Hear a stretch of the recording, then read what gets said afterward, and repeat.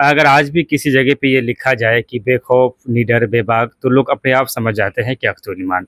लेकिन आप ही का एक नेता लगातार ईंट की कीमत 5500 उसकी लड़ाई लड़ रहा है, लेकिन बेखौफ, बेबाक अख्तुल ईमान साहब उस पे अभी तक कुछ नहीं बोले हैं, चुप्पी साधे हुए हैं। मैं चुप्पी साधे हुए नहीं, आप लोगों से हमारी मुलाकात ही नहीं हुई।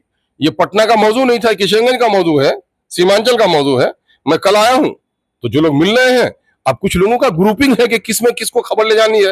मैं उस ग्रुपिंग से बहुत बेनियाज हूं। आप पूछ लीजिए कि किसने पूछा जो मैं नहीं बोला। अरे चुप्पी साधना हमारा काम है क्या? हक बात की हमें से हिमायत कर रहा हूं। यकीनन है कि जो लड़ाई उसने शुरू की है कानूनी तौर पर देखना चाहिए। मुतालबा उनका सही लगता है, इसको डीएम को इस पर कार्रवाई करनी चाहिए। और मैं अपने जो पक्का जो चिमनी के भाटा के मालिकान हैं, मैं उनसे भी कहूंगा कि आप ईंट की कीमत के सिलसिले में फिक्रमंद है तो सिर्फ आपकी ईंट की कीमत ही कम नहीं, बल्कि सरकारी जो आपको सपोर्ट मिलना चाहिए। आप बताते हैं कि साहब जहां तक हमारा भाटा चिमनी है वहां सड़क नहीं बनती है। सरकार जब टैक्स लेती है, जीएसटी लेती है, तो सरकार को मतलब सड़कें भी बननी चाहिए।